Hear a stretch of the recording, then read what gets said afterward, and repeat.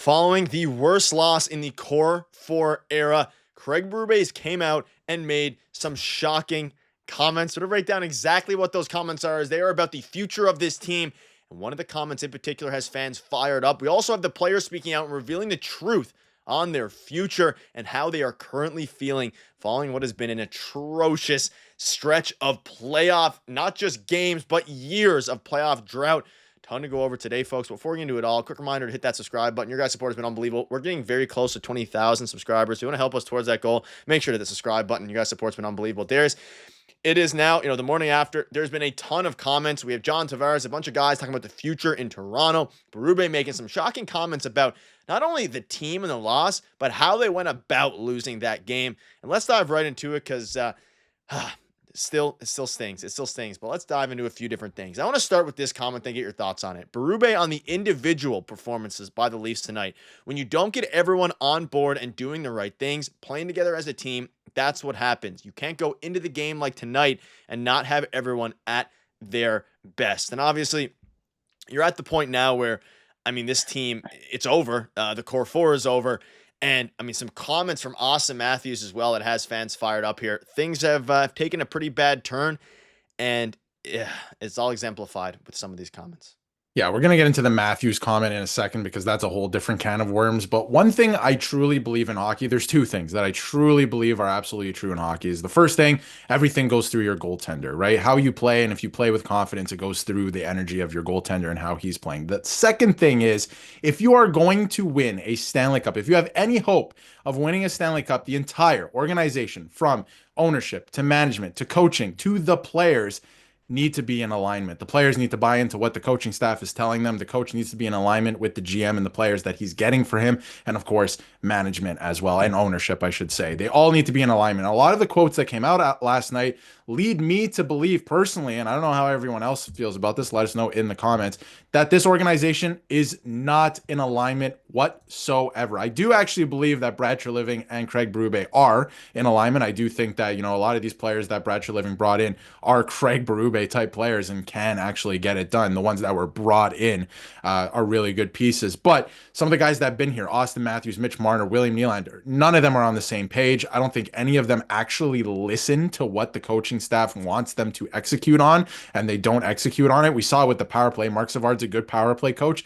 He comes to Toronto, all of a sudden it's struggling at times, right? What is the common denominator? It's the players that have been here for so long. It's on the players now. We've gone through so many coaches, so many GMs at this point. We know it's on the players. So a lot of the comments, like Berube said, the coaching staff had them prepared. I'm sure they watched videos. It was on the players to come out and play a good game and a very direct game, and they didn't do that again. The lights were too bright for this core, and a lot of these comments lead me to believe that this organization is not in alignment. Not every single piece, which is a recipe for disaster. So they have to, I think, move on from a couple of these pieces, retool in the summer. There's a lot of guys you can get that can really put together this team into a very solid team for a lesser cap hit than some of the guys are making right now on the team. So things are going to change this summer. But again, some of these comments, and we'll get to the Matthews one in a second, are pretty shocking, honestly. Yeah, Matthews came out and said a bunch of different things. And let's dive into one of the crazier comments. He said, Austin Matthews says that the Leafs had too many passengers in Game 7, and Mitch Marner later agreed with that assessment. And Mitch Marner himself also came out and kind of just, spoke and alluded to the fact that, hey, about his future in Toronto. I'll have tons of videos coming out on that as well. But it seems, Mitch Marner's comments were a bit more subdued than Austin Matthews, obviously, because Austin Matthews at this point is still on the team and is employed by the Leafs. Too many passengers. And as you pair that with, Craig Berube, we had a video on it last night. Feel free to check that one out after this one if you haven't already. Berube, again, when not everyone's on board, Austin Matthews came out after the game and didn't only say that there's too many passengers, but he also said specifically that no one was on the same page and that we weren't on the same page following the loss. So it's at the point now where clearly somebody, and we don't know exactly who they're speaking about. You have to assume Mitch Marner. Fans are going to be very upset by this. And to hear about too many passengers, would you consider Austin Matthews a passenger in yesterday's game? Maybe you wouldn't. But regardless now, we also had Austin Matthews come out following the game. There's too many quotes to have, but also say that he basically, he talked about his injury, but he also talked about how he's sick of this. He was asked, are you sick of continuing to lose in the playoffs? And he said, I think we're all sick of it. So he's sick of it. Craig Berube is certainly sick of it. And he's only 1 year in. It's a crazy, crazy turn of events here for this team. Yeah, and I think that a lot of Craig Berube's comments were actually a message to Bradshaw Living in the public eye to be like, these guys can't get it done. Like this core group, like I think they already know it, but they couldn't do anything. We know that they tried to trade Mitch Marner at the trade deadline. We know that. And he denied it. They could have had Mikko Rantanen. We know that they saw the writing on the wall and they knew that they couldn't win with this player, right? Or this core group of players. So they tried to at least be proactive and do something about it. And I feel like, this still has a lot of Kyle Dubas's fingerprints on it. It really does. And I feel like they're going to finally be able to move away from that this offseason. But a lot of the comments suggest that, Mitch Marner, he has some comments too we'll get to. Austin Matthews saying that there was a lot of passengers on the team. Yeah, including yourself. You play a lot, but including yourself, including Mitch Marner. Everyone looked like a passenger in in game 7. It was absolutely awful. Nobody took charge of that. Nobody was putting together good shifts. They couldn't make any passes. They could, if they made a pass, they couldn't string together another pass, right? It was absolutely awful to watch. And we've seen this movie so many times. This is like putting on the same movie and expecting a different ending. This is literally like watching the Titanic and expecting the ship not to sink at the end of the movie. It does every time. The movie doesn't change. So it's been the same thing for so many years. You have to change it. And some of the only reason these comments are shocking is because we know all of this. Like you're just rehashing the same stuff. We know you're not in alignment. We saw it in the Amazon documentary last year. A lot of these guys, they just cannot play together. They have to move off some of these guys. There needs to be a different philosophy going into next season. And honestly, Berube, a lot of the comments from Berube, he literally seemed shocked last night. Like shocked that he was like, I cannot believe that this happened. Like he has a firsthand, he witnessed it firsthand for the first time as the coach. And he was like, I cannot believe this is what we got with this core group of players. So something has to change. It stinks. They got to figure it out. And there's a lot of players available this summer that I think can really round out the team. Yeah, Marner spoke out further on the passenger comments. That's the right wording, I'd say as well. Can't have passengers in game 7, so it sucks. We all hold ourselves to higher accountability. And obviously, if you can't tell by the tone of my voice, I'm ready for the Mitch Marner experiment, which is a crazy thing to say because it wasn't really an experiment. He was drafted. I mean, there was aspirations of him being, one of the best, I'm not even going to dive into it right now. That'll be another video. Just a horrible, horrible, game. And if that is the end of Mitch Marner's career in Toronto, what a way to go out. And speaking of, Paul Maurice spoke out at least. This is a much better team than we played 2 years ago. I mean, this is going, not viral, but it's going pretty crazy online. It doesn't matter. You made round 2. Congratulations. This is an incredible feat. We made round 2. It's just sickening to hear. You're going to kill these guys and they don't deserve it. Puck went our way tonight. That's it.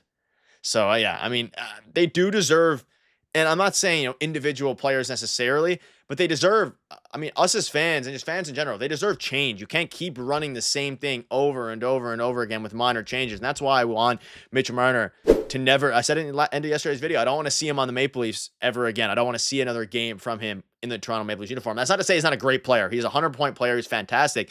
Craig Berube came out here and said, for me, it's all between the ears, and that's what alludes to Mitch Marner. It's a mindset. These guys are capable of doing it. You just got to execute, and we didn't execute. Yeah, we've been hearing that for years from Sheldon Keefe prior to his vacation video after he got fired, all these different things. But Darius, at the end of the day, it's they didn't have the determination, and that's what it comes down to, all between the ears. And the unfortunate reality is this team is going to remain the fortunate reality is the team is going to not remain the same. There's going to be some changes, but the unfortunate reality is they didn't get the job done in this year. And this was, this was their best chance in the Core 4 era for sure. And they've never gotten the job done. It's always been in disastrous fashion that they lose. It's not that they have lost. It's the way that they lost and the fact that they could have won every single time. And they probably should have won a lot of those times. And again, if you get beat, you get beat. A lot like what Paul Maurice is saying. But Paul Maurice doesn't watch every Leafs game, right? And he doesn't know what Leaf fans have been through. It's been the exact same thing for 9 years at this point. I still remember the first year that they made the playoffs. It was a surprise. That first year with Austin Matthews and Mitch Marner. They lost in 6 to the Washington Capitals. The fans were cheering them off the ice. And if you look now, 9 years later, booing them off the ice because you got the exact same thing year in, year out. And yes, they made the second round. They took one step in those 9 years, right? But you lose again. And I know it's the defending Stanley Cup champions, but if you want to win the Stanley Cup, you have to beat every team, right? So again, that game 5 is unforgivable to put you in this position to even be in this game 7, right? And then you come out with that performance in game 7. And just to touch on Mitch Marner before we wrap up as well, I don't think you can win with that player. I don't know if he can play in Toronto anymore because of what's happened with the fan base. A lot of people are going to